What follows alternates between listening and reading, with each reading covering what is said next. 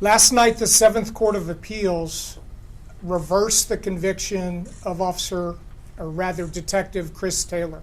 Not only did they reverse the conviction, but they rendered a judgment declaring that Chris Taylor was innocent. They acquitted him of the charge of deadly conduct. It's very rare for an appeals court to overturn a criminal conviction. It's incredibly rare for an appeals court to render a defendant innocent. This is an incredible day for justice and a huge smackdown for the flawed theory of the district attorney's office. The district attorney's office, and specifically Mr. Jose Garza, targeted Chris Taylor for prosecution even prior to assuming office. He ran on a campaign of targeting police officers and singled out Chris by name. This was a political prosecution from day one. One of the reasons we know that is how the co-defendant case was handled as compared to Detective Taylor's case. Officer Carl Crecia was in the elevator with Detective Taylor. They both went up to the 5th floor. They both fired their weapons. Officer Crecia fired his weapon 0.027 seconds after Chris Taylor. All of their actions were nearly identical. Carl Crecia's case gets dismissed, and Chris Taylor's case goes to trial where he was convicted and sentenced to 2 years in prison. There's no logical consistency with how the district attorney's office handled those two cases.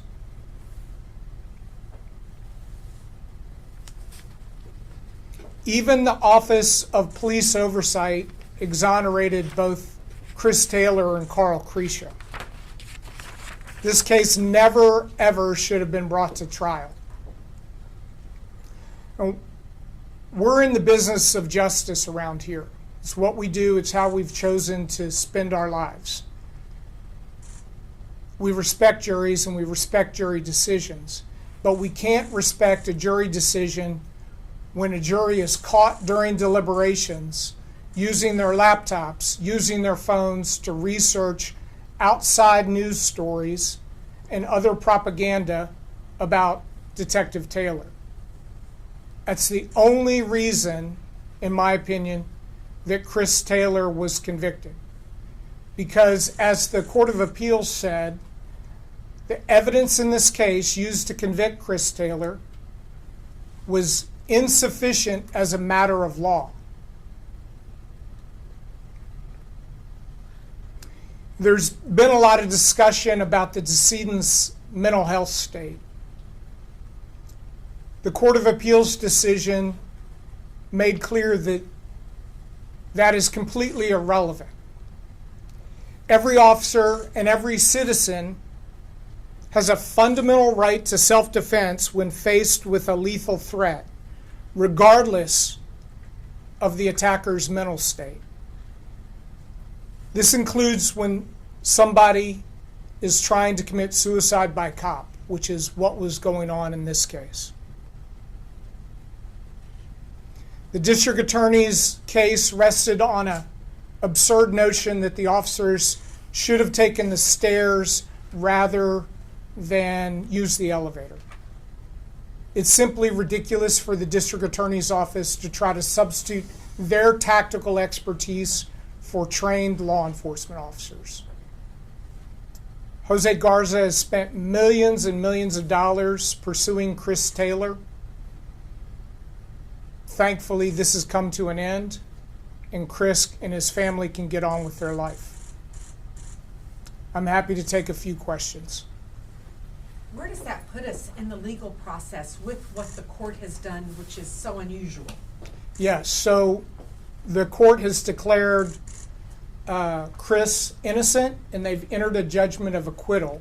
We were going to have to go back next door into the district court and have a short hearing where Judge Blasey will reform the trial court judgment, and then the case will be over. Completely over. The DA's office can do nothing. The DA's office has a couple options available to them. They have 15 days to appeal to the Seventh Court of Appeals asking for reconsideration. However, it's highly unlikely given what they did in the Cretia case. How could they go into the Seventh Court with a straight face and say your decision on Taylor is wrong when we dismiss the Cretia case? They also could petition for discretionary review at the Court of Criminal Appeals.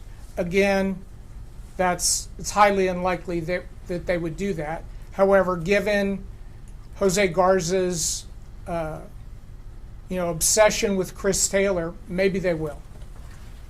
But it'll be a futile attempt to try to salvage a victory when the appeals court decision is such a smackdown. Other questions? Excuse me, from Fox 7 here. It says here in your press release you stated that DA Garza was exploiting this event for political gain at the direction of the Wren Collective. Who and what is the Wren Collective? Yeah, so the Wren Collective is a George Soros-funded organization that provides campaign contributions to Jose Garza and other progressive prosecutors around the country. In return for those campaign donations and financing, the district attorney's office has agreed to take policy direction from the Wren Collective. And I believe it's the Wren Collective that really is making a lot of the decisions in terms of officer cases here in Travis County. There's a complete 62-page report about this dilemma, including footnotes published by the Law Enforcement Legal Defense Foundation. You can take this with you, and I can email a copy of this report to anybody who would like to have a copy. Other questions? My question is for the Austin Police Association. Can we say if Taylor is going to try and get his job back in APD? I mean, ultimately the decision is his. I believe that he is entitled to get his job back at the department if that's what he chooses to do. You know, it was a administrative decision based on his licensure status as a result of the conviction. So I believe that he is eligible to get his license back, and if he wants to come back, that's up to him. What have you heard from him? I mean, we've talked with him. Obviously, the priority right now is dealing with the criminal aspect, and so obtaining his job back and getting reinstated is an administrative one, and that's just a whole other process that has to work itself out. So right now, we're just dealing with the Court of Appeals ruling, and next phase will come here shortly. I don't know. Oh, go ahead. Betty, more to the point, perhaps, of your question, we called Chris last night. Yep. Lindsay Adams, one of my co-counsel on the case, and the appellate attorney, Rick Wetzel, we called Chris. And he was thrilled and ecstatic and happy about this recent development. Surprised or, I mean, it's been such a long process for him. Yeah, I think it's fair to say Chris has become accustomed to all this, and so he takes it day by day, event by event, but there's no denying this is a huge victory, and not only for Chris, but his entire family. Any other questions?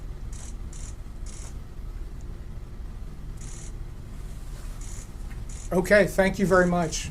Appreciate you guys coming out.